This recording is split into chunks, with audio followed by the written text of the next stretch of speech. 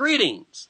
This is Roland Sullivan, and I'm here with Professor Peter Kostenbaum, the #1 philosopher in business in the last century and in this century.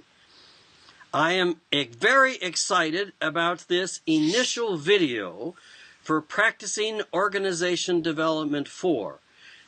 Dr. Kostenbaum is in the 3rd edition, and he will be in online with his latest thinking in the 4th edition. Today, we are going to talk about change, transformation, the individual, and the whole. And we are also making this for the International Society for Organization Development and Change. That was the organization that Don Cole and I created back in the 70s with others. It was called the Organization Development Institute. Then it became a new name when Don retired and let go to the International Society for Organization Development. Now, just this month, they've changed it to the International Society for Organization Development and Change. I want to talk a little bit about the history of that.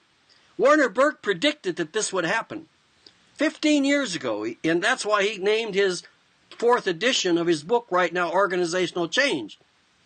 But his friend and my friend and mentor Dick Beckert coined the phrase organization development at General Mills down the street here from me, and he said he thought about calling it organizational improvement, but that wasn't exciting. And he says, but he called it organization development because he wanted to take the human development work in T groups at national training laboratories and transfer it to the whole system. And so he called it organization development.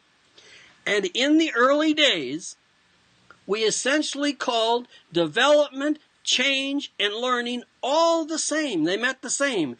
Because what our intention was is to help individuals become great and organizations to become greater and greater. And now I'm going to turn this over to Professor Kostenbaum.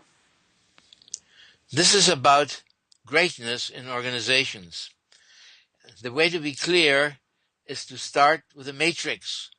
Imagine a vertical dimension which tells you a change that is occurring in the world, change that is occurring in your neighborhood, and change that is occurring in yourself. And then in the horizontal dimension, think of what has changed, what is changing, and what should change.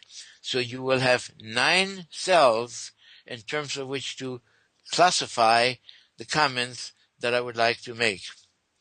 The principal comment is to be revolutionary, and that is not to be in a problem-solving mood or mode, but to use a model which perhaps began with Peter Block, is to change the conversation, and as you change the conversation, you change the culture. It's a matter of worldviews and a matter of self-concepts which are outdated, and we have to create new ones right now. So we are no longer dealing with problem-solving models, but with worldviews, self-concepts, driving forces, and having a choice. But most important is that we are dealing with universal truths and not individual variants or individual variations. We're dealing with history as being the same in principle as your individual situation. So whether it is happening somewhere in the world in a political crisis, or whether there is a historical movement that you are thinking about, that is of the same nature as is your individual crisis right now, which requires a shift in worldview or a shift in culture.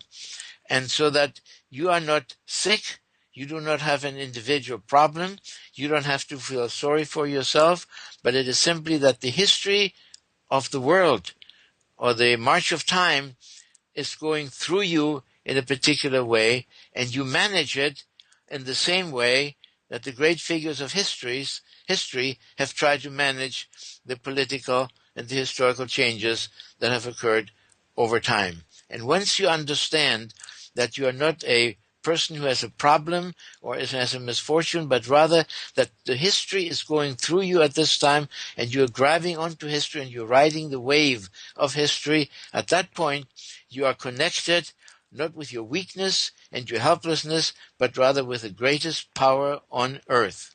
In all my consulting, to see the greatness inside of your problem has been one of the most important insights that my clients have been able to experience.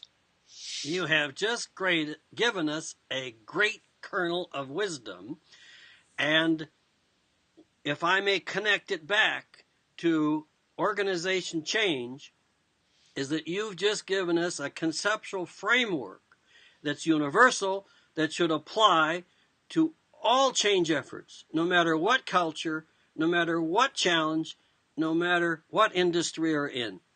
Thank you much.